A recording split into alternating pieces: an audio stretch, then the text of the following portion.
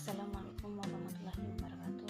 Perkenalkan, nama saya Rosita dari kelas B dengan NPM 0922011045. Di sini saya akan membahas materi tentang peradaban maritim. Jadi, peradaban maritim berarti kondisi masyarakat yang bertempat tinggal tetap pada wilayah yang berbatasan dengan laut. Karakteristik kegiatan mereka sehari-hari memanfaatkan laut didukung oleh tatanan pemerintah, budaya, institusi masyarakat, serta kebijakan pemerintahan yang berbasis pada kelautan. Sebagai contoh, suatu negara di wilayahnya terdapat lebih dari 50% terdiri dari laut. Tentu idealnya akan mengandalkan penghidupan masyarakatnya dari laut.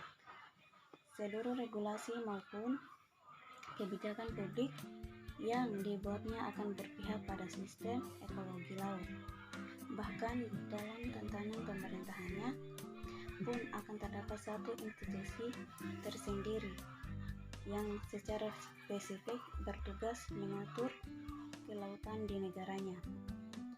Peradaban maritim idealnya ada pada setiap negara maritim. Negara maritim adalah negara yang berbatasan dengan laut, yang sangat luas dan sebagian besar kegiatannya meliputi perdagangan dan transportasi. Perang untuk menentukan batas teritorial atau untuk aktivitas melalui atau di laut.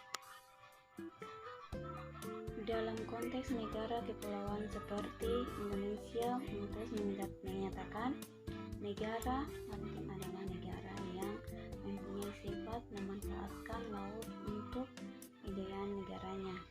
Sementara negara kelautan lebih menunjukkan kondisi fisiknya, yaitu negara yang berhubungan dekat dengan atau terdiri dari laut. Peradaban maritim penting untuk dunia karena bagaimanapun sebagian besar bumi ini terdiri dari lautan, sehingga pada akhirnya lautlah yang menjadi penghubung antar manusia, bahkan menjadi media pengantara untuk pemenuhan kebutuhan hidup antar umat manusia. Hal ini sebagaimana dinyatakan oleh Eric Wall 1994, beragam masyarakat di dunia mengalami satu proses sama dalam perkembangan peradaban umat manusia, sebab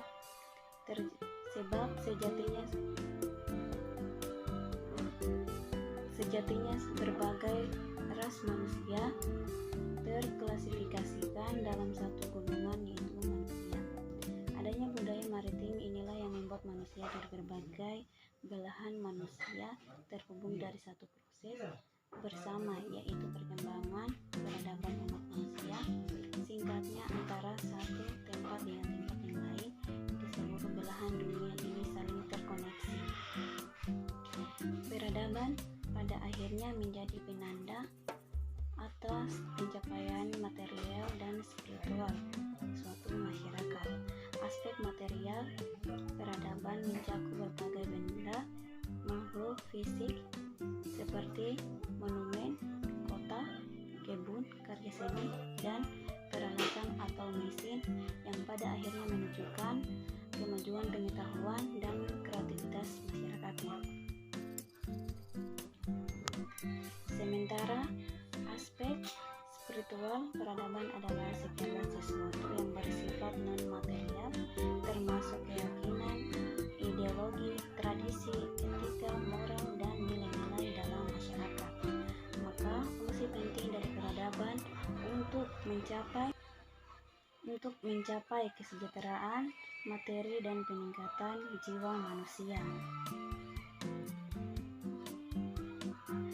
Manfaat peradaban tidak terbatas pada ras, kelompok etnis, budaya, atau agama tertentu.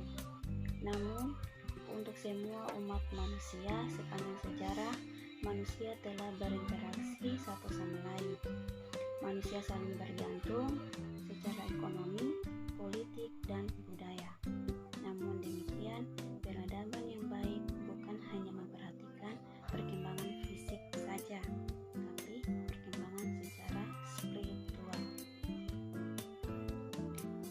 Itulah sedikit materi yang saya paparkan, dan sekian, terima kasih.